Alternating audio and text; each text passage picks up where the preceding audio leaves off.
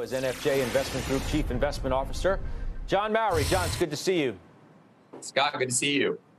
Yep. So I'm looking at, your stock picks, and I want to get to that in a second. But I see something that you told our producers. We're seeing multiple capitulation indicators flashing. Is that you saying you think we're about to have that moment, or we've already had enough of it?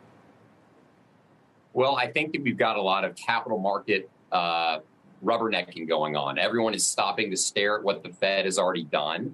And I think people are missing out on the valuation dislocations. And you are seeing sentiment indicators, indicate that. For example, you've got the highest levels of cash with mutual funds on record.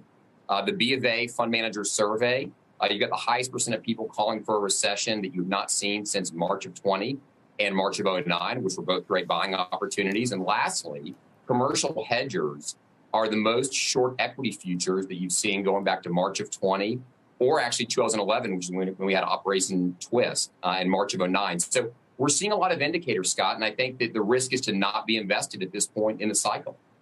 Wow. OK, so the risk reward has gotten better. You think valuations have been dislocated enough to make certain stocks attractive? We got 3 on our list and we've got 2 minutes to go. So let's go through them. First Republic hit a new 52-week low today. Okay, so it got cheaper. So that is another reason to get interested. So First Republic is a high-quality regional bank. A couple things I would say. They have over 3% net interest margins. They've been totally recapitalized, as many of the regional banks were post the 08 crisis. They've got over 10% dividend growth, and it's the cheapest valuation in a decade. You want to step in and buy these companies when there are storm clouds. We do not see a risk with the balance sheet here, and loan growth may slow a little, but the valuations have more than offset that, in our opinion. So you don't care if it rains a little bit for a while. You're willing to take the risk while the clouds are rolling in, even if it gets a little wet. Well, I often say to our investment team that you've got to be willing to be wrong to be right.